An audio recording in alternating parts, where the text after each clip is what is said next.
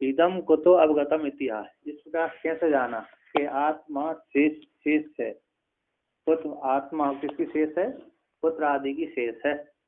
इदम कुतो अवगतम कैसे जान लिया? तो इसको लेकर कहते हैं, पुत्र पक्षी कहता है यहाँ पर, जैसे पुत्र आदि के लिए करता जो है मुखिया है ना, पुत्र के लिए धन कमाता है, पत्नी के लिए धन कमाता है, अपने लिए तो कष्ट सहन करता है, लेकिन धन किसके लिए कमाता है? पुत्र आदि के लिए कमाता है। इसलिए जो आत्मा है अंग हो गई, पुत्र आदि की शेष हो गई, अंग हो गई।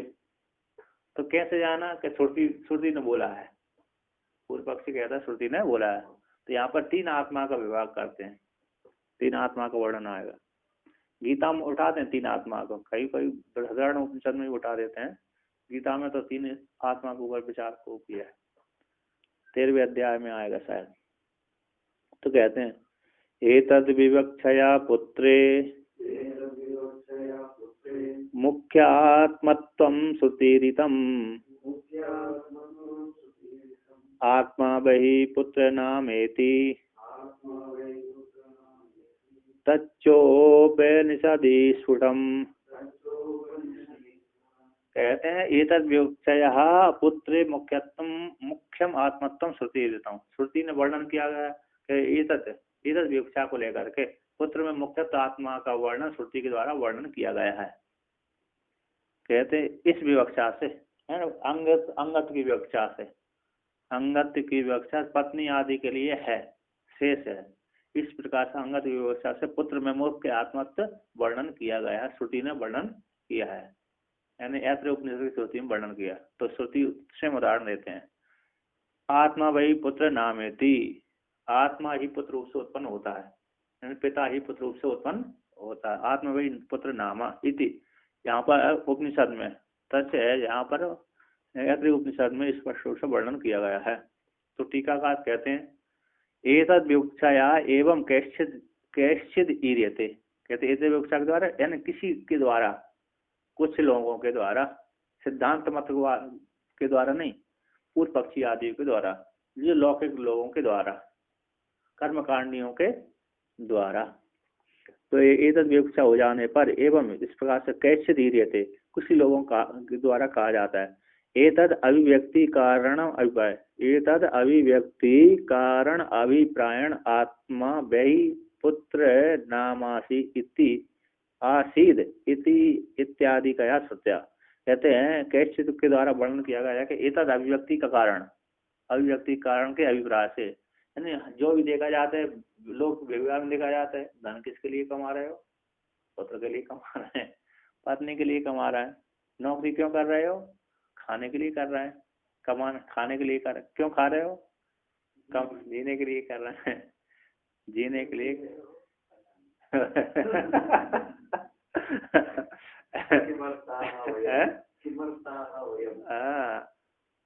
कमा क्यों रहे हो? वो तो खाने के लिए खा क्यों रहे हो? कमाने के लिए खा रहे हैं, है ना? हाँ हाँ, तो अच्छे नंबर लाने चाहिए, फिर अच्छे नंबर लाके क्या करोगे? तो नौकरी करूँगा। फिर नौकरी क्यों करोगे? नौकरी करने से धन आएगा। धन क्यों लाओगे? तो फिर विवाह करने के लिए। विवाह क्यों करोगे? पुत्र के लिए। फिर पुत्र क्यों चाहिए? तो फिर पुत्र से संतोष मिलेगा। संतोष क्यों चाहिए? मेरे पता नहीं। और पूरा हो गया ना, बहुत आगे। हाँ, तर्क कर दे हैं, पता नहीं बोली, तर्क कर दी ना वहाँ पर। जानने वाले भी तर्क करता गया, जितना तक ज्ञात था वो भी कर्म से बता दिया, है ना। तो आगे कहते हैं संतोष सुख के लिए है, आत्मा के लिए। उसको तो उतना क्लैरिटी था, हमको तो इतना भी नहीं फर्क है नहीं। उसने भी थोड़ा पढ़ा होगा, नहीं तो पुत्र के लिए कैसे बोल देता वो? छोटा लड़का था ना, छोटा ही था कि बड़ा था? कितना? हाँ, तो बहुत इतना बहुत ज्ञान होगा वो, उसने क्या संस्कार पूर्व के होंगे, नहीं तो बोल ही नहीं पाएगा इतना। तो छठी शादी वाला नहीं बोल सकता। तो यहाँ पर कहते हैं तो पुत्र नाम है ना, तो इस अव्यास से पुत्र नाम आशीष, पुत्र नाम वाला था, पुत्र नाम वाला, पुत्र नाम आशीष, पुत्र नाम उसका था हो जाता है, पिता का ही पुत्र नाम हो जाता है। पुत्र के लिए सारे व्यवहार करता है। धनादि क्यों कमाते हैं? पुत्र के लिए। गुरु अरे किसके लिए आश्रम बनाते? शिष्यों के लिए नहीं, इसमें गुरु इतना नहीं है, इसमें रूढ़ नहीं है ज्यादातर। क्यों आश्रम बनाते हैं? अपने शिष्यों के लिए बनाते हैं, ऐसी बात नहीं। ये तो कल्याण के लिए है, परोपकार के लिए है, स्वयं के लिए नहीं है। इसमें रूढ़ नहीं होता। उसमें तो है, घर जीवन में तो है ज्यादातर। तो कहते हैं पुत्रस्य मुख्यम आत्मत्वम ईरितम, कहते पुत्र का मुख्य आत्मा वर्णन किया गया है। किंच तत्पुत्रस्य मुख्यम आत्मत्वम उपनिषदि, किंच और जो पुत्र का है ना मुख्य आत्मत्व उपनिषद में वर्णन किया, ऐसे उपनिषद में वर्णन किया, स्पष्ट रूप से अव्यक्त व्यक्तम अव्यक्तम कथितम कहा गया है। तो उसको लेकर कहते हैं सोऽस्यायमात्मः पुण्येभ्यः कर्मभ्यः प्रतिधीयते अतस्येतरः आत्मायम् कृत्यकृत्यः प्रमीयते। कहते हैं सबसे पहले जीव पिता पुरुष विवाह करता है, विवाह करने के पश्चात विवाह कर लिया तो पत्नी में गर्भाधान संस्कार कर दिया। गर्भाधान संस्कार करने के पश्चात जो पुत्र आदि होता है पैदा हुआ, पैदा होने के पश्चात उस पुत्र को फिर कहता है शिक्षित करता है। शिक्षित करने के पश्चात जब बड़ा हो जाता है वो उसकी मरण शैया पे पहुंच जाता है, तो कहते हैं तुम ब्रह्मासी, तुम स्वर्ग है, तुम यज्ञ, तुम ब्रह्म है, तुम ये लोक है, तुम ये लोक है। इस प्रकार से बृहदारण्यक उपनिषद में उपदेश किया है। पिता अपने पुत्र को उपदेश करता है जो मैंने कर्म नहीं किए वो तुमको करना है, जो वेद मैं नहीं पढ़ पाया उसको तुम पढ़ना है ना, जिसको मैंने नहीं जाना उसको तुमको जानना है। तो हम ब्रह्मास्मि, हम वेदा, हम मनुष्य, हम ये सारे वहां पर वर्णन आते हैं बृहदारण्यक उपनिषद की श्रुति है। आजकल मरने वाला तो उसकी जरूरत नहीं, इतना पैसा रखा हूँ वो हमारा प्रॉपर्टी, ये बताते अंतिम समय ये बताते ये। हाँ यहाँ पर वो भी बता देते हैं। वो तो जो शास्त्रीय संस्कार वाला था ना, जो शास्त्रीय संस्कार वाला होने से वो उसी प्रकार की बतलाया। यदि वो उससे कह दे तो मैंने उससे धन लिया था, कर्जा लिया था, उसको तुमको चुकाना है, तो वही बोल के जाता तो वो पुत्र अपने पिता की बात करके चुका देता। किंतु अभी तो कहते हैं पिता ने लिया था हम खुद जानते हैं, है ना, हम नहीं देंगे, अभी निश्चित कर देते हैं कि तो देना चाहिए, क्योंकि उस पिता ने तुम्हारे लिए यही किया था, पुत्र के लिए यही किया था। उसकी जो संपत्ति है उसको हमारे कब्जे में आना चाहिए, है ना। जिससे कर्ज लिया था उसके पास चली जाएगी, लेकिन नहीं देते आजकल। कुछ कुछ तो देते हैं और कुछ कुछ नहीं देते। जो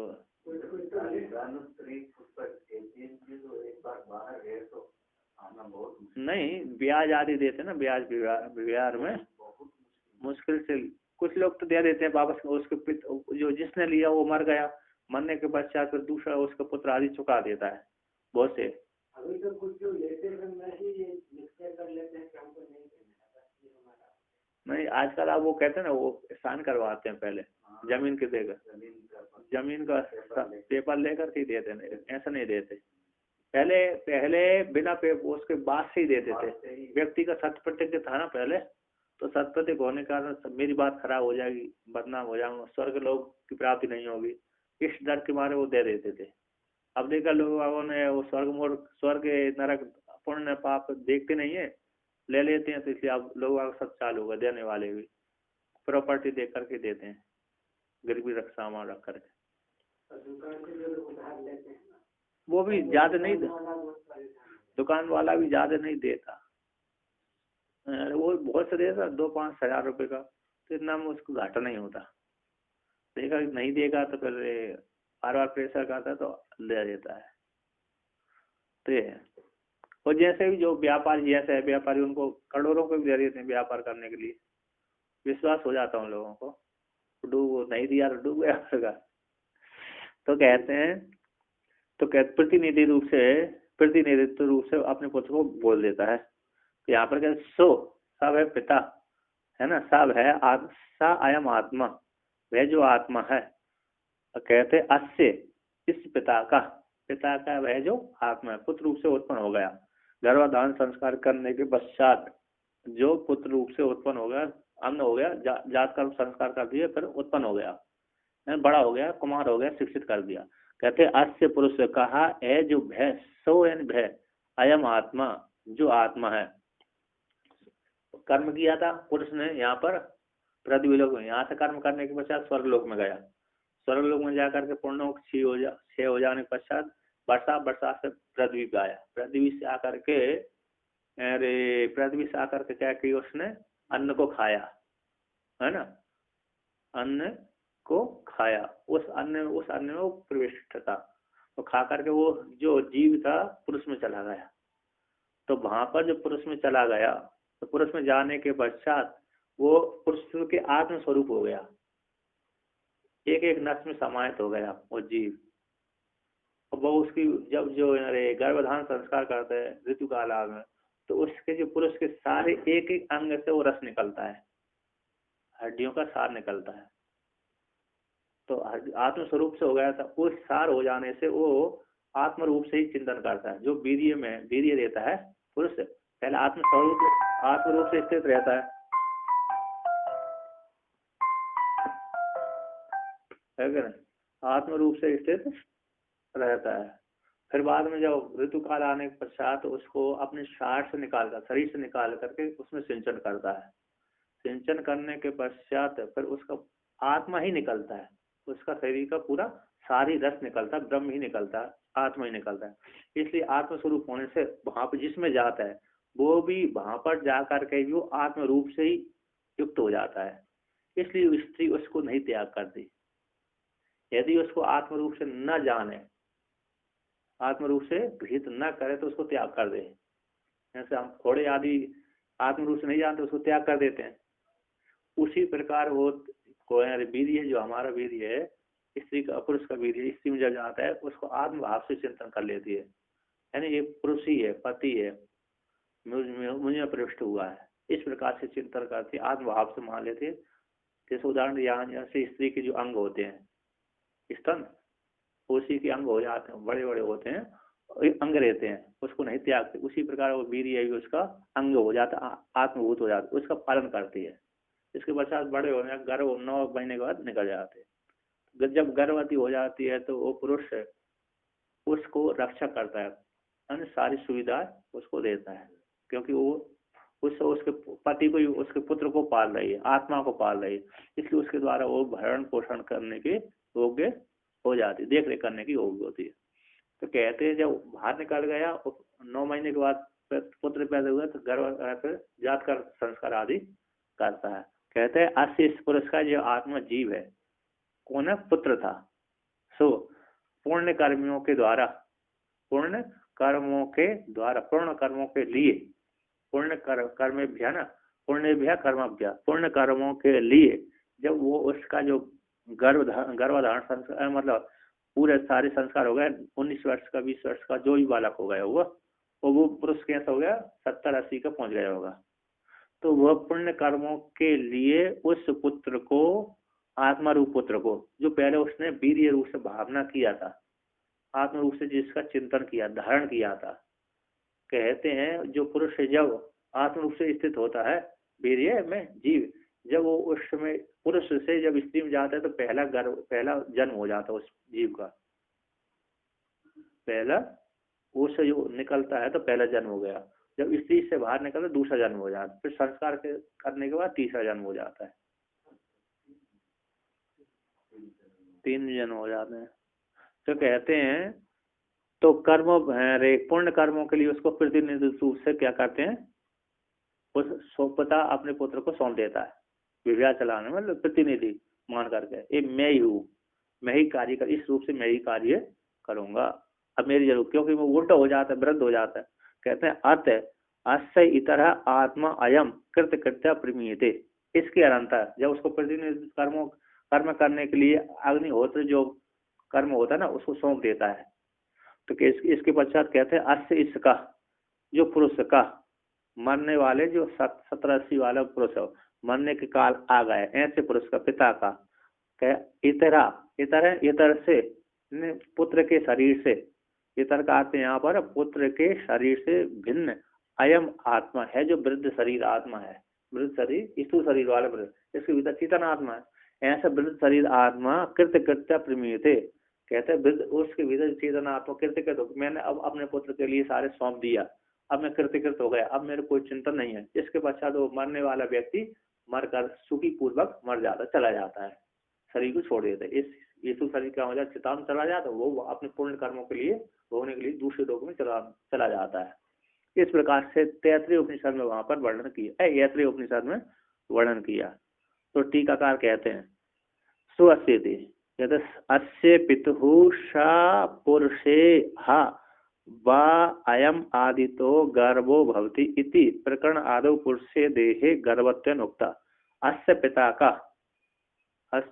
का स वे आत्मा, तो श्रुति कहते हैं पुरुषे हा वा अयम आदितो गर्भो भवति, पुरुष में यानी स्थूल शरीर में, अयम हे आत्मा, आदित्य प्रथम रूप से, गर्भ रेत रूप से गर्भ होता, रेत रूप से गर्भ वाला हो जाता है, रेत है वीर्य रूप से, रेत रूप से गर्भो भवती। इस प्रकार से प्रकरण के आदि में पुरुष के शरीर में गर्भवत रूप से वर्णन किया गया है, अतः पुरुष में ही गर्भित हो जाता है, जीव अन्न खा करके रस रूप से परिणत हो जाता है, पूरी हड्डियों में पूरे शरीर में व्याप्त हो जाता है। तो कहते हैं एक बूंद वीर्य में लाखों वीर्य होता है, हमको सब्जेक्ट आया तो कहीं, वो लाखों वीर्य सिर्फ एक ही अंडा होता है, वो जो काम के लिए, वो लाखों वीर्य में कौन वीर्य जोर से जाके उस अंडा को टक्कर मारता है, वही अंदर जन्म लेता है, और बाकी सब वीर्य मर के मर जाता, मूत्र से बाहर आ जाता है। वहाँ भी जन्म लेना बहुत मुश्किल है। हाँ, जिसको प्रारब्ध है, जिसको जिस जीव को है ना ईश्वर की प्रेरणा से जिसको जन्म उदय होता है, वो प्रवेश कर जाता है, उसका जन्म हो जाता है। वो 48 आवर्स जिंदा रहता है, वो भी बाहर गिरने से भी 48 आवर्स जिंदा रहता है। अच्छा अच्छा।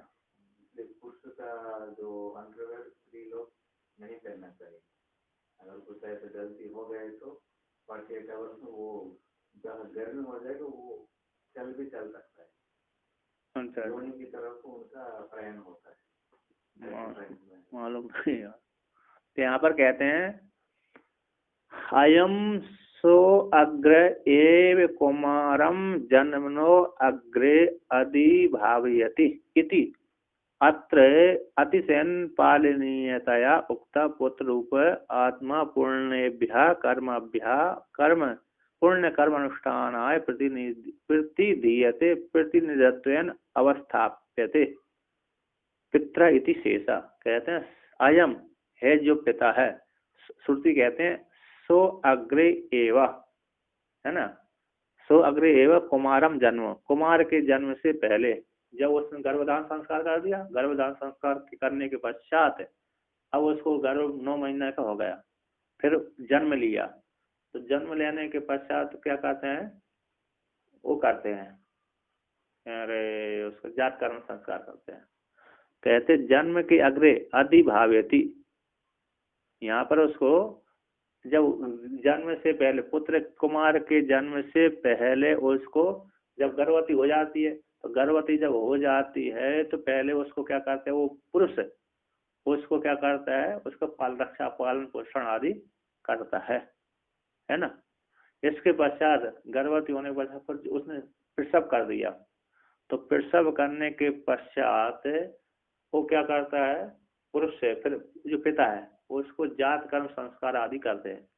और तो 2 प्रकार से नियम है, जो पुत्र पहला पैदा होता है उसको सोने की सलाखा से घी चटाया जाता है, सोने की सलाखा से, सोने की डंडी से, सोने की डंडी से पहले पैदा होने वाले पुत्र के मुख में घी चटाना, तो घी चटाने से जात कर्म संस्कार हो जाता है।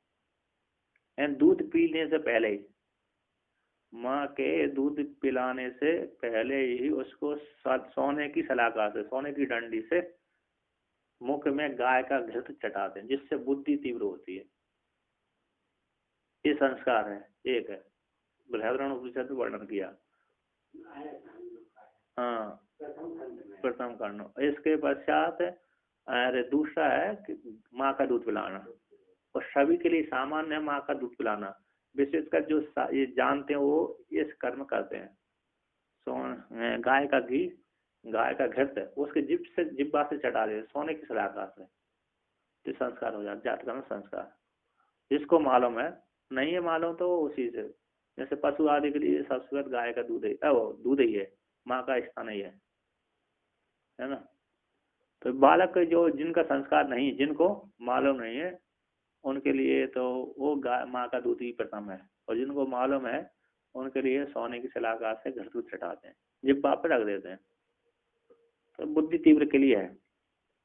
तो यहाँ पर कहते हैं, तो इसके पश्चात तो अधिभाविती, वो जब वो अपने को भावना कर लेती, जब सिंचन करता है पुरुष, तो वो वीर्य को अपने उस पत्नी अपने आत्म रूप से भावना करने के पश्चात फिर गर्भ रूप से बाहर निकाल देती, फिर सबके पश्चात बाहर निकाल देती, जात कर्म आदि संस्कार वो पुता कर देता है। तो आगे कहते हैं यहाँ पर, तो अतिशय रूप से पालनीय, अतिशय रूप से पालनीय तया रूप से उक्त कहा गया है। अग्रे का देखो यहाँ पर, सो अग्रे, तो अग्रे में यहाँ पर है, कहते हैं प्रसव काल अभ्युत पूर्व क्षण इत्यादि। अग्रे का अर्थ किया प्रसव काल के अभ्युत पूर्व क्षण, व्यवधान से रहित पूर्व क्षण में। तो जात का जब उत्पन्न हो गए तो जात कर्म संस्कार कर दिया। कहते हैं जात मात्र में, भगवान भास्कर ने इसका अर्थ किया, जात मात्र में जात कर्म आदि ना यद भावति, जात कर्म आदि के द्वारा जो भावना की जाती है, जात कर्म आदि के द्वारा जो भाव्यति, तद जब वो भावना करता है जात कर्म आदि के द्वारा, जात कर्म संस्कार आदि के द्वारा भावना करता है पुरुष, तो वह किसकी भावना करता है, बोलते तद आत्मा भी भाव्यति, अपनी आत्मा का ही भावना करता है, अपनी आत्मा का ही संस्कार वो पुरुष करता है। जब स्त्री प्रसव कर देती है, तो प्रसव के अनंतर, प्रसव काल के बाद, प्रसव करने के पश्चात फिर जात उत्पन्न होने वाले पुत्र को जो जात कर्म आदि के द्वारा भावना करता है, जात कर्म आदि संस्कार जो करता है, उससे वह जो पुरुष करता है, वह पुरुष अपनी आत्मा का ही संस्कार करता है। यद भावेति, जो भावना करता है वो अपनी आत्मा का ही भावना करते हैं, यानी आत्मा का ही संस्कार वो करता है। पिता यानी क्योंकि भावना क्यों करता है, पिता रे आत्मा ही पुत्र रूपण जायते, पिता की आत्मा ही पुत्र रूप से उत्पन्न होती है, ऐसा अर्थ वहां पर किया है। तो कहते हैं पालनीता है, अतिशय रूप से पालनीता है, उससे उक्त जो पुत्र रूप आत्मा है, जब वो पालन कर, जब जात कर्म संस्कार आदि करने के पश्चात फिर अन्य चूड़ा कर्म संस्कार करने में संस्कार और ये उपनयन संस्कार आदि हो जाने के पश्चात गुरुकुल में गया, अक्षर विद्या संस्कार बोलते हैं, अक्षर विद्या संस्कार भी होता है, 3 साल अथवा 4 साल में उसका संस्कार करते हैं, अक्षर विद्या संस्कार। तो संस्कार से फिर वो अक्षर पढ़ने का अधिकारी हो जाता है ना, विद्या पढ़ने का अधिकारी, और फिर बाद में उपनयन संस्कार का देते वेद पढ़ने का अधिकारी हो जाता है। क्या क्या करवा गया, विद्याभ्यास करने से पहले वो अक्षर चावल में नहीं तो आटा में आए तो पहले अक्षर बाहर। अच्छा वो भी संस्कार है ना। इधर तो कर नहीं करते वो, मैं भी, मेरे को भी जहाँ स्वामी ने किसी को किया था, कुछ किसी को मालूम हो गए तो करवा, स्वामी से करवा देता अक्षर विद्या संस्कार। जिसको मालूम नहीं है तो नहीं, प्राय का तो अब सभी को भूल गए, संस्कार ही नहीं होते है ना। प्राय का संस्कार तो बहुत हो, 48 संस्कार होते हैं।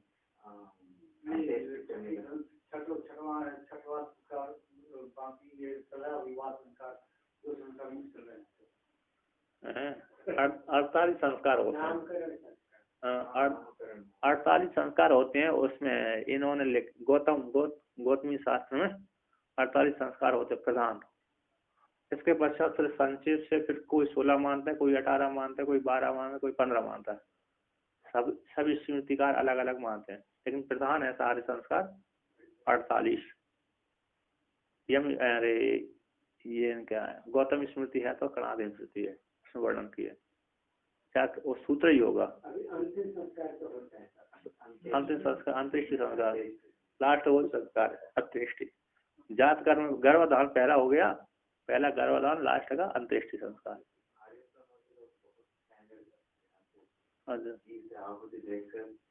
बड़े बड़े समझते 2-3 से जलाते। जिसने अग्निहोत्र किया है ना उसके लिए तो अनिवार्य है अग्निहोत्र वाले, और जिसका अग्निहोत्र है चालू नहीं तो फिर बीच का है ऐसे है मैं।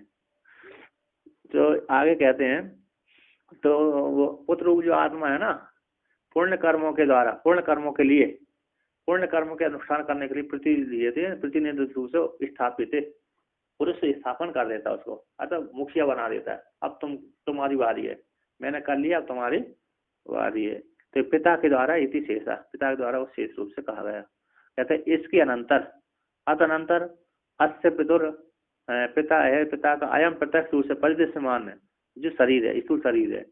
इतर इतरहन पुत्र से अन्य, जो जरा से ग्रस्त है, ऐसा पितृरूप जो आत्मा है वह स्वयं कृतकृत होता हुआ अनुष्ठित कृत जाता, जो कर लिए वो तो कृत कर लिए गए, जो करने योग्य होगा वो पुत्र करेगा। तो अपने को चरितार्थ मानते में संपन्न हो गया है ना, सुखी हो गया, कृतकृत हो गया, अब मेरे करने के लिए कोई जरूरत बचा नहीं है, सारा कर लिया, जो मैं नहीं किया वो पुत्र करेगा। तो अनुष्ठित जो कृत समुदाय है करता हुआ प्रमीयते म्रियते मर जाता है, इसके बचाव अपने पुत्र को सारी संपत्ति सौंप करके यज्ञ आदि अनुष्ठान अग्निहोत्री जो अग्नि उसको सौंप करके फिर व्यक्ति सुखी होकर के वो व्यक्ति जो शास्त्रीय व्यक्ति था वो मर जाता, चला जाता है परलोक के लिए। जैसे उसने कर्म किए थे उसी के अनुसार चला जाता है। तो शास्त्रीय कर्म किए तो शास्त्रीय के अनुसार वो चला जाता है, स्वर्गलोक में ही जाएगा, क्योंकि कर्म कांडी था इसी स्वर्ग में ही जाएगा। ज्ञान कांडी होता तो ब्रह्म में जाता, ब्रह्म में लीन हो जाता। उपासक होता तो अरे ब्रह्मलोक हिरण्यगर लोक आदि में चला जाता। अब यहाँ पर कहते हैं उक्त अर्थ से दृढ़ीकरण है पुत्र रहित से परलोक अभाव प्रदर्शन परस्य न पुत्र से लोक अस्थिति वाक्यार्थ अर्थम। उक्त अर्थ को दृढ़ करने के लिए पुत्र से रहित व्यक्ति का परलोक नहीं होता। पुत्र से रहित व्यक्ति को, इसलिए तो स्त्रियों को ताना मानते हैं, ताना स्त्रियों को ताना मारते हैं। हाँ ये तो को वो है बांध है। आज तो बोलना बंद हो गया, बहुत से लोग है ना, आज तो अब तो बोलना बंद ही हो, लोग आज तो गोली खा लेते हैं तो नहीं पैदा ही नहीं करते कोई तो। ऐसे में जानबूझ करके वो नाता उनको दर्द भी होगा, ऊपर से उनका सुंदरता का उनका होता है दुर्योधन पैसा कौरवादी पैदा हो गए, ऐसा ही अभी कौरवादी तो पैदा तो ठीक ही हुए थे, वो तो उस क्रोध के कारण आपने घर को गिरा दिया था। तो व्यास भगवान ने देखा वरदान दिया था उन्होंने किनको, विष्णुदास वहां सतपुत्र होने का वरदान दिया था, इसी उसी से पैदा हुए। उन्होंने भी दिया था व्यास भगवान ने, और उन्होंने दोनों 100 पुत्र होने का वरदान दिया था। कुंड में रखे थे, अंडा और बीज को ऐसा रखने से में ही ऐसे ही पैदा हो जाए। हाँ तो नहीं, उन्होंने तो गर्भ ही गिरा था ना, उसको को 100 टुकड़े बना दिए थे, उसको फिर उसने घी में डाल दिया था, एक टुकड़े को, एक दाई को लगा दी तो उसकी देख रेख में, तो 9 महीने में निकल आया।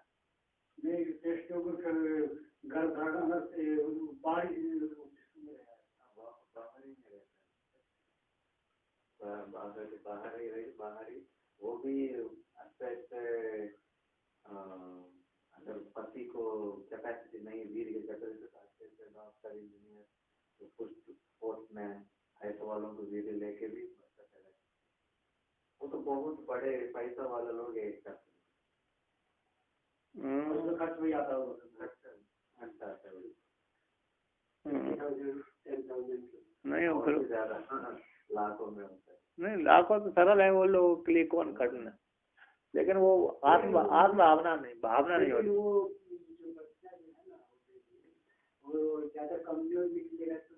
भावना भी नहीं होगी, मालूम नहीं है वो क्या कर अपने को इस विषय में ज्यादा ज्ञान भी नहीं है ना, अपने को इस विषय में ज्यादा ज्ञान भी नहीं है। और भावना होगी कि नहीं होगी, उसमें पिता की भावना होगी, माँ की भावना, किसको माँ बनाएगा किसको पिता बनाएगा, है ना, ये भी संशय है। अब किसी ने नहीं, और एक दूसरी बात ये भी है, जिस टेस्ट ट्यूब बनाया कि उसी स्त्री पुरुष के टेस्ट, पति पत्नी के टेस्ट वो है बीज और बीज का दूसरे के फिर मिला दिए, ये भी समस्या हो रही है। क्रॉस कर दिया हो, हाँ क्रॉस भी कर दिया हो, अरे बड़ा उसने पाल लिया तो फिर आत्म भावना हो जाती है, तो वो संशय रहते हैं उसमें अभी। तो यहाँ पर कहते हैं तो जो पुत्र से रहित व्यक्ति के परलोक नहीं होता है उसके लेकर कहते हैं ना पुत्र से लोकवासी, बृहदारण्य उपनिषद की श्रुति को लेकर कहते हैं सत्यप्यात्मन ही लोकोस्ति न पुत्रस्यात एव हि अनुशिष्टम पुत्रमेव लोकमाहुर मनीषिणः। कहते हैं ऐसी प्राप्ति हो जाने पर, इस उपदेश की प्राप्ति हो जाने आत्मा में, कहते सत्यपि आत्मा नहीं, आत्मा के होने पर भी पर लोको अस्ति न अपुत्रस्य अथा न अपुत्रस्य परलोक अस्ति।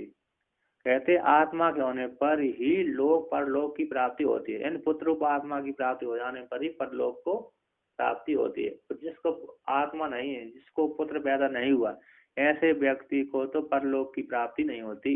अतः इसी हेतु से पुत्र ही मुख्य आत्मा है।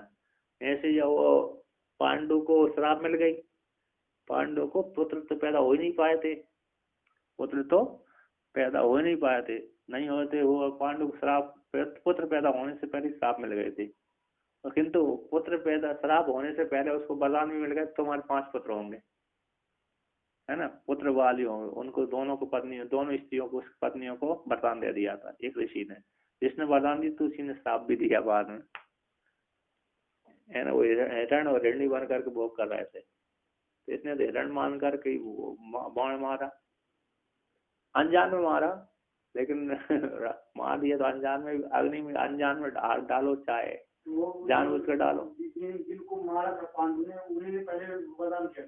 हाँ 5 पुत्र होंगे पांडु को। हाँ वरदान दी पुत्रवती, हाँ 5, जो ये 5 पुत्रों को वरदान दिया था। कुंती को ही था, कुंती को तो देवता बुलाने का वरदान था, पुत्र को वरदान नहीं था। हाँ अब उसने क्या कर दिया, अरे वरदान दे दिया, है ना, वो वरदान तो हो गया। यज्ञ कर रहे थे, जंगल में तो रहता ही था, तो जंगल में रहता था, अरे तो ऋषि लोग ब्रह्म अपने कर्म कांड का रखे बैराग लेकर के सीधा ब्रह्म जा रहे थे, ऐसे आकाश मार्ग छोड़ करके, तो वो भी पीछे पीछे चल दिया ऋषियों की सन्निधि से। पांडु बोले तुम कहाँ आ रहे हो, कि मैं भी तुम्हारे साथ चल रहा हूँ, कि तुम तो पत्नी वाले हो, कि मैंने उनको त्याग कर दिया। जंगल में ही तो था ही, पुत्र पैदा हुए नहीं थे, कि तुमने अभी पुत्र पैदा नहीं किया, तुम अधिकारी नहीं ब्रह्मलोक के, तुमने अभी पुत्र पैदा नहीं किया, भले तुम धर्मात्मा हो, राजा हो, कि तुमने पुत्र पैदा नहीं किया, इसी ब्रह्मलोक की प्राप्ति नहीं होगी, तो उसको लौटना पड़े। तो पत्नी से कहा था पुत्र मैं कैसे पैदा करूं, फिर कुंती ने युक्ति बताए कि मेरे वरदान में डालता है, तो उसने फिर 5 पुत्र पैदा किए। और वरदान के प्रभाव से देवताओं को आह्वान कर लेते थे, देवताओं से संबंध हुए, तो देवताओं से 3 बार संबंध कुंती बनाए, 2 बार उसने माधुरी, माधुरी ने एक ही साथ 2 बनाए, जुड़वा पैदा हुए थे शायद। अरे अश्विनी कुमारों को, अश्विनी कुमार दोनों साथ साथ रहते हैं, अश्विनी कुमार। उसमें नकुल बहुत चतुर है वो पांडु मरते समय बताया था शायद बच्चों को, मेरा 5 भाग करके 5 लोग खा लीजिए, कुछ उनके शरीर में ऐसा कुछ तत्व होता है, लेकिन कोई अपना पिता से तो थोड़ी ही खाता है मारने के बाद, लेकिन नकुल को कुछ संदेह हुआ, पिताजी ऐसे बोल रहे तो कुछ इसमें होगा। फिर वो एक अंगूठा खा लिया था तो पिताजी, उससे वो पूरा त्रिकाल ज्ञान आ गए। त्रिकाल ज्ञान आ गए तो पता चला कि पूरा नाटक कृष्ण का हाथ में है। इससे वो कृष्ण के पास जाके तुरंत एक शाप दे दिया, हम 500 में कोई एक भी अगर मरेगा तो आप भी मर जाएंगे, शाप दे दिया। तो कृष्ण भी प्रतिशाप दे दिया था, अगर ये आपको त्रिकाल ज्ञान है ऐसा विषय आप भी दूसरों किसी को बताएगा तो आपका सिर भी 1000 टुकड़े हो जाएंगे। इसलिए वो उनका त्रिकाल ज्ञान भी रहस्य रह गए, लेकिन सब कुछ जानते थे नकुल। कोई हर समय में भी नकुल तो व्याकुल नहीं होते ही नहीं, क्योंकि पूरा नाटक पता था। ऐसा कुछ एक कहानी है किसी दूसरी ऐसे मालूम नहीं है, नहीं किसमें से पढ़ी है आप? ये बिल्कुल सिनेमा भी बना है, तेलुगु की है, तेलुगु की उसी किसी ने लिखी होगी। आंध्र महाभारत। हाँ, आंध्र महाभारत यहाँ की, ये महाभारत में नहीं है वाणी, व्यास भगवान के द्वारा रचित महाभारत में नहीं है। हाँ, नहीं तो हमको भी मालूम पड़ना चाहिए, है क्या नहीं? तो उसमें नहीं आया, तो उसने लिखी हो, उसने क्योंकि कवि है, थोड़ा डिफरेंट होते हैं। तो यहाँ पर कहते हैं तो आत्मा के पुत्र रूप आत्मा की प्राप्ति हो जाने पर ही लोक परलोक होता है, न पुत्रस्य परलोक, अपुत्र की परलोक नहीं होता। इसी हेतु से पुत्र ही मुख्य आत्मा है। कहते अनुशिष्टम पुत्रम एवं, तो पुत्र को अनुशासित करता है, तुम ब्रह्मासी, तुम यज्ञ, तुम ब्रह्म, तुम ये, तुम लोक्यम आहुर मनुष्य, जो लोक है ना, लोग उसी को ही पुत्र कहते हैं। लोक है जो चाहने वाले हैं, है ना, लोक के हित के लिए परलोक के साधन रूप से पुत्र को ही वर्णन करते हैं, परलोक के साधन रूप से पुत्र को ही वर्णन करते हैं। नरकात त्रायते, पुम नाम नरकात त्रायते पुत्र, पुम नाम नरकात त्रायते पुत्र, पुम नाम के नरक से रक्षा करता है, इसी पुत्र कहलाता है। हाँ, पुम नाम जिसके लड़के करने का ना हो उसका परलोक नहीं, क्योंकि संस्कृत भाषा में तो कन्या भी पुत्र ही होती है। नहीं, उसका जो पुत्री का जो पुत्र होगा ना, दोहित्र पुत्र है, वो रक्षा करता है। पुत्री का जो पुत्र होता है वो उसकी संपत्ति का अधिकारी होता है, पिता का। कन्या को भी पुत्र बोलते हैं। नहीं, पुत्री होती है, पुत्री पुत्री है, क्यों नहीं है? पुत्री होती है, वो पुत्री का पुत्र होता है ना, दोहित्र, तो दोहित्र वो कार्य करता सार तर्पण करता दोनों का। यदि इसका पुत्र नहीं है तो उसका अधिकार हो जाता है, क्योंकि ये यज्ञ में अरे वो नहीं लेती ना, स्त्री अग्नि होती है, वो अन्न कार्य नहीं करती, उसकी संतान हो जाएगी तो वो पूरे कार्य करेगा। पुम नाम नरकात त्रायते, तो यहाँ पर कहते हैं तो लोक के हित के लिए, लोक क्या है, लोक हित के लिए पुत्र को अनुशासित करते हैं, इसलिए लोक परलोक का साधन है। क्यों परलोक का साधन क्यों है? क्योंकि वो उसमें यदि पिता में कोई त्रुटि रह गई तो वो उस त्रुटि को दूर कर देता है। तो यहाँ पर टीकाकार कहते हैं यतः पुत्रस्य मुख्यम आत्मत्वम अतः आत्मत्वम अस्ति अतः एव आत्मनि स्वस्मिन् सत्यपि स्थिते अपि अपुत्रस्य पर पुत्र रहितस्य पितुर्लोको परलोको नास्ति इदम पुराणादिषु प्रसिद्धम। कहते हैं सत्य होने पर, आत्मा के होने पर भी, अच्छा यहाँ सत्यपि कहते स्व के आत्मा, यहाँ पर सत्यपि का अर्थ किया है स्वस्मिन होने पर, स्व की आत्मा होने पर, यानी स्व विद्यमान है, स्वयं विद्यमान आत्मा है, स्वयं पुरुष कर्ता पुरुष है, किंतु उसका पुत्र नहीं तो परलोक नहीं है। स्वयं तो आत्म रूप से स्थित है, स्वयं तो आत्म रूप से स्थित होने पर भी किंतु उसका पुत्र नहीं तो परलोक नहीं है, ऐसा वर्णन किया। कहते हैं पुत्र का मुख्य आत्मत्व है, इसी हेतु से आत्मा के स्व के आत्मा के स्थित होने पर भी अपुत्र से पुत्र से रहित पिता का जो लोक है, परलोक है, परलोक नहीं रहता, परलोक की प्राप्ति नहीं होती। इदम पुराण आदि में प्रसिद्ध है, पुराण में कथा प्रसिद्ध होती है, इसलिए पुत्र हर कोई पुत्र चाहता है। फिर व्यतिरिक मुख से कहते हैं, व्यतिरेक मुख है न उक्तस्य अर्थस्य अन्वय मुखेन प्रतिपादकस्य अनुशिष्टम पुत्रम लोक्यम आहुरीति वाक्यस्य अर्थमा। व्यतिरेक मुख्य द्वारा उक्त अर्थ का अन्वय मुख्य द्वारा प्रतिपादक का अनुशिष्टम पुत्रम, अनुशिष्ट यानी पुत्र को अनुशासन करता है लोक हित के लिए, लोक के लिए यानी परलोक के साधन के लिए। इति वाक्य के अर्थ को कहते हैं अनुशिष्टम। तो कहते हैं मनीषिणा, कौन कहते हैं? मनीषी लोग कहते हैं। मनीषा शास्त्र अर्थ अभिज्ञा अनुशिष्टम बक्ष्यमाण तम ब्रह्म इत्यादि मंत्र शिक्षितम ये पुत्रम लोक्यम लोकाय हितम परलोक साधनम अवृत। मनुष्य लोग शास्त्र के जानने वाले जो है अभिज्ञ है, ऐसे वो अनुशिष्टम बक्ष्यमाण स्त्रोतों के द्वारा, बक्ष्यमाण मंत्रों के द्वारा अनुशासित अपने पुत्र को। तुम ब्रह्मासी, ये बृहदारण्य उपनिषद का 1:5 का 17 का मंत्र है। तुम ब्रह्म हो इत्यादि मंत्रों के द्वारा शिक्षितम, शिक्षा करते हैं। तो पुत्र को लोक हित के लोक हित के लिए परलोक का साधन इसलिए पुत्र को वर्णन किया गया है। यहाँ पर सत्यपि आत्मा नहीं, आत्मा के होने मूल में है ना सत्यपि, उसका अर्थ करती आत्मा के होने पर भी, यानी स्वयं पिता के होने पर भी, कर्ता पुरुष के होने पर भी यदि उसका पुत्र नहीं है तो परलोक उसकी प्राप्ति नहीं होगा। उसकी आत्मा विद्यमान है, शरीर में तो आत्मा रूप से विद्यमान है, फिर भी उसको परलोक वाले युक्त नहीं है, सिद्धांत रूप से नहीं है। क्यों इसको यह श्रुति में वर्णन किया? परंपरा नष्ट न हो, इससे संसार चलता रहे। नहीं तो व्यक्ति अरे पहले के ऋषियों तो ब्रह्मा जी ने सृष्टि करने के बाद ऋषि को सृष्टि कर तुम पुत्र उत्पन्न करो। तो पहले ऋषि क्या करते थे? पहले आत्मज्ञान करते थे, फिर पुत्र उत्पन्न कर देते। यदि आत्मज्ञान से पहले उत्पादन कर दिया तो संसार में फंस जाएंगे। तो पहले तपस्या करते थे, तपस्या से वो शक्ति अर्जित हो जाती थी, तपस्या के द्वारा ज्ञान भी प्राप्त हो जाता था। पहले क्या हो जाता था? तो पहले तपस्या के द्वारा ज्ञान प्राप्त हो जाता था। अंतगुण तो शुद्ध रहता ही था ऋषियों का, ज्ञान प्राप्त हो जाने पर जान लेते सृष्टि ऐसी है, तो ब्रह्मा जी के आदेश मान करके पुत्र उत्पन्न आदि करते थे। लेकिन पुत्र भी ऐसा वैसा नहीं करते थे है ना, वो भी जो पैदा करा, जिसने जिस जैसे ऋषियों ने पैदा की तो ऋषि बन रहा था। वो भी सामान्य व्यक्तियों को जो पुत्र पैदा हो सामान्य रहता है।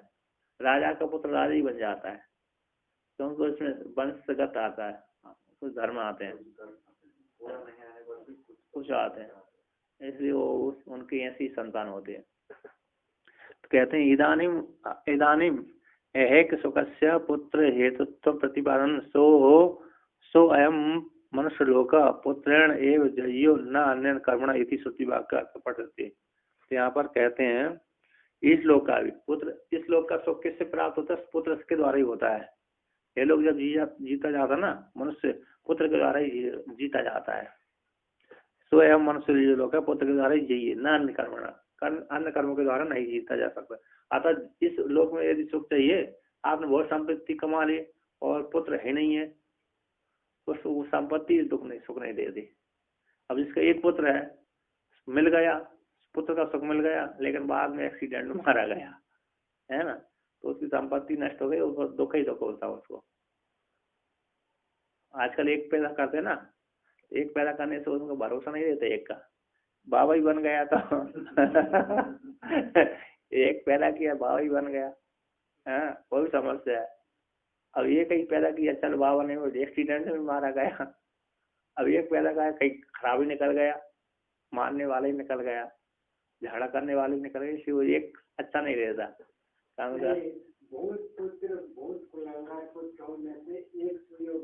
हाँ एक सुयोग अच्छा है, लेकिन हाँ एक सुयोग अच्छा है बहुत उन दुष्टों से, कुलंगार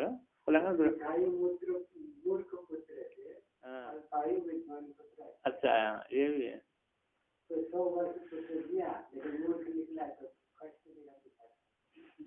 हाँ विद्वान तो श्रेष्ठ ही होता है। विद्वान जो भी हमने देखा है बोलते स्वामी जी जिसका पुत्र है नहीं है उनको तो एक ही रोना है, पुत्र नहीं है।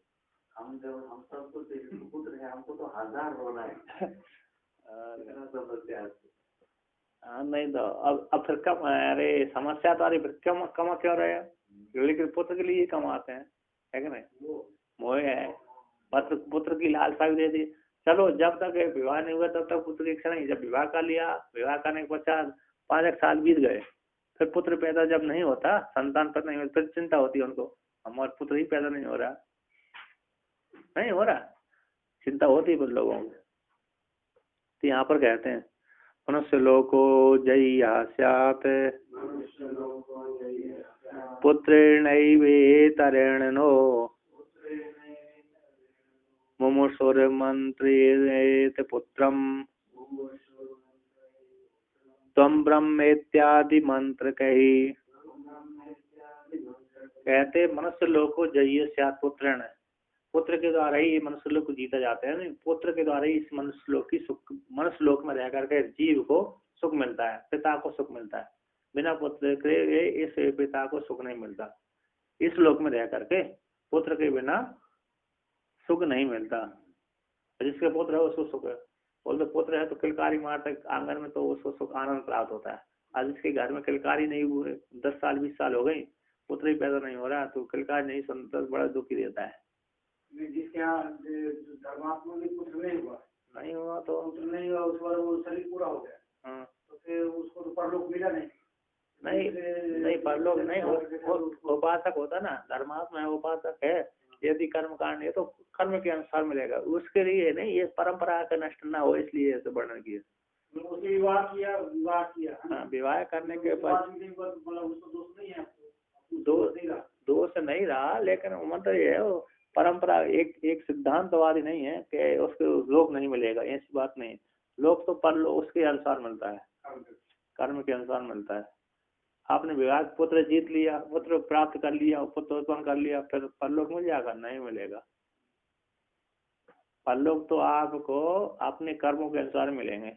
पुत्र क्यों करते हैं? हाँ, हमने नहीं किया, जो त्रुटि हमारी रहेगी वो पुत्र हमारी पूर्ति कर देगा। और वंश परंपरा जो परम ब्रह्मा जी की आज्ञा है उसका उच्छेद ना हो। प्रजापति की पितरों ने हमको उत्पन्न किया, पितरों ने हमको, अब हमारे पितरों को उद्धार कौन करेगा? हम नष्ट हो जाएंगे, है, हम तो शरीर छूट गए, फिर हमारे पितरों को पानी कौन देगा?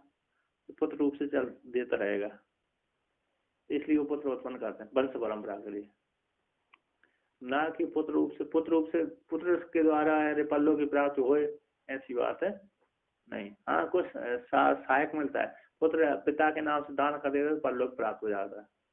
पुत्र यदि पिता के निमित्त पिंड दान है और तर्पण है और दान करे पिता के नाम से, तो उसको मिलता है। एक बार क्या हुआ, जो स्वामी विवेकानंद ना, हाँ, लोग तर्पण कर रहे, तो फिर विवेकानंद जी क्या किए, एक अंजलि में पानी दिए और ऐसे घास के ऊपर बिछाने लगे। फिर लोग बोलने लगे कि ये क्या मूर्खों की तरह क्या करते हैं। तो फिर लोग बोले कि मैं अपने खेत की सिंचाई कर रहा हूँ, इसको ऐसे करूँगा तो खेत में पानी अच्छा हो जाएगा, मेरे खेत 2 किलोमीटर आगे है, तो फिर उसमें फसल होगा अच्छा। तो फिर लोग कहने लगे तुम्हारी बुद्धि मारी गई, तो तुमको कुछ भी नहीं आता। ऐसा यहाँ पे पानी डालने से क्या वो खेत पे होता है? खेत में फायदा होगा? खेत में जाकर के पानी डालोगे तो खेत में फसल आएगा, उसको पानी मिलेगा, यहाँ से कैसे मिलेगा? तो फिर वो बोलने लगे कि तुम यहाँ से पिंड दान करोगे तो इतना दूर कैसे प्राप्त होगा? कभी प्राप्त नहीं होगा। आप खंड कर रहे नहीं चुटकुला हो गया, चुटकुला नहीं बना दिया होगा किसी ने।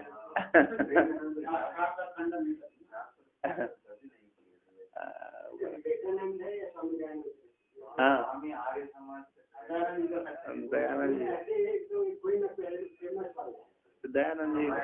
दयानंद जी ने थोड़ा, अरे जो ढोंग करते थे ना, उनको ढोंगियों को नष्ट करने के लिए उसने याद किया।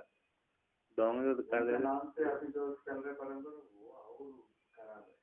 वो तो उस समय उनका गुरु दक्षिणा वो लवंग लेके गए थे गिरिजानंद, वो अंदर थे, वो उस समय नहीं नहीं, इस लवंग के लिए मैं आपको थोड़ी विद्या सिखाई। इस दुनिया में भगवान को बाजार में रख के बहुत भेज रहा है, मतलब व्यापार कर रहे हैं भगवान को। मतलब मूर्ति पूजा इतना हो गए थे, बहुत ये हो गए भगवान के नाम पे, बहुत तो ऐसा कुछ कुटिल पंडित आदि बहुत पैसा कमा के अपना जीवन ऐशारामी से चला रहे थे उस समय। इसलिए वो बोला कि इसका थोड़ा आपको थोड़ा ब्रेक लगाना चाहिए इसको, ये भगवान को ऐसा बाजार में कोई व्यापार नहीं करना चाहिए, भक्ति हो तो ठीक। फिर वो सोचा कि ऐसा करना है तो इनको मूल ही पुराण है, पुराण को खंडन किया, उपनिषद वाक्यों को एक को भी खंडन नहीं किया, वेद है ना, वेद पुराण और भागवत को खंडन कर दिया, नहीं गीता को भी छोटा कर दिया, उसी श्लोक लेकर अपना ही महाभारत कुछ बड़ी बुद्धिमान थे भयंकर। उनको तो काशी में 70,000 पंडित पूरा एक तरफ, वो अकेले एक तरफ, 70,000 पर विद्वान हार गए, बड़े बुद्धिमान है। सब लोग ऐसा प्रकार है पकड़ लिया कि हम आपको विष्णु का 10वां अवतार प्रचार करेंगे, आप हमारा मूर्ति पूजा को खंडन मत करो, आप एक बार अंगीकार करो, हम आपको ऐसा प्रचार करके आप बड़ा बड़ा मंदिर भी बना देंगे, जैसे बुद्ध को बनाया था ऐसा आपको बनाएंगे, ऐसा भी बोला। बोला नहीं डरो मत, ये मेरा काम नहीं है, बस थोड़ा पाखंडी लोगों का ही ब्रेक लगाना ही मेरा काम था, मेरा गुरु का दक्षिणा था, आप चिंता मत कीजिए, आपको पेट के ऊपर मैं नहीं मारूंगा। तो है ना, कुछ लोग जो नीची जात वालों की ना बहुत हिंसा हो गई थी, इसलिए उन्होंने ऐसा किया। जो शूद्र वर्ण को है ना बहुत निकृष्ट बुद्धि से देखने लगे थे। मनु महाराज ने नहीं कहा कौन को निकृष्ट देखो, लेकिन लोगों को वो कुछ जगह ऐसी जगह निषेध किया है मनुस्मृति में, तो मनुस्मृति में निषेध किया था, लेकिन उसको ज्यादा लोगों ने अरे शूद्र के बिना काज नहीं चलता, उनको बहुत निकृष्ट रूप से देखा तो उनको अत्याचार लगा, इसलिए उनको खंडन किया सबका। जो भी मुसलमान कन्वर्ट हो गए वो शूद्र ही थे, जो नेता वाले जाति, तो मुसलमान लोग आ गए थे ना, कोई भी इतना जितना भी तलवार रखो कोई कन्वर्ट नहीं होता, लेकिन जो शूद्र को नीचा दिखा के बहुत हिंसा किए थे, वो लोगों को ऐसा लगा कि चलो भाई इधर तो हमको कुछ सामान्य नहीं मिलता है, वहाँ तो सब कुछ एक ही है, वो ही लोग कन्वर्ट हो गए थे मुसलमान। वही तो वहाँ तो समानता है, कोई छोटा बड़ा नहीं। अभी तो क्रिश्चियन लोग उसी को पकड़ रहे हैं, जिसको जहाँ जहाँ थोड़ा कमजोर नेता दृष्टि देख रहे उसी को बोलना कि देखो आप कोई समाज में सम्मान नहीं, हमारा मत में आ जाइए, आप सब एक ही है। और फिर भी जिसने पकड़ा है ना धर्म को वो नहीं खरीदता था।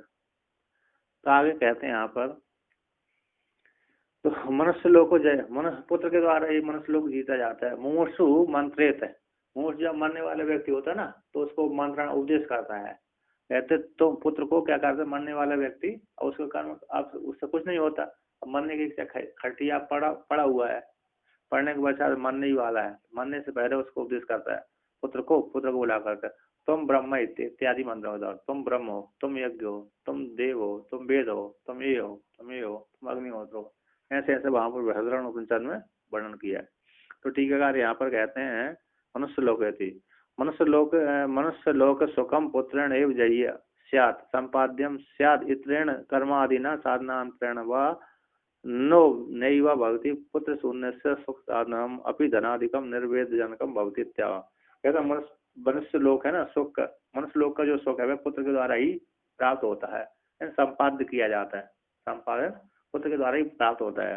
इत्रेण कर्मादि के द्वारा साधनांतरों के द्वारा नो एंड ना भवति नहीं होता। पुत्र शून्य वाले व्यक्ति का सुख का साधन जो धनादि है वो धनादि कैसे निर्वेद जनक भवति बैराग वाला हो जाता है, यानी अब क्या करेगा उसको पुत्र नहीं जिसको फिर किसके लिए कमाए, बैराग हो जाता है।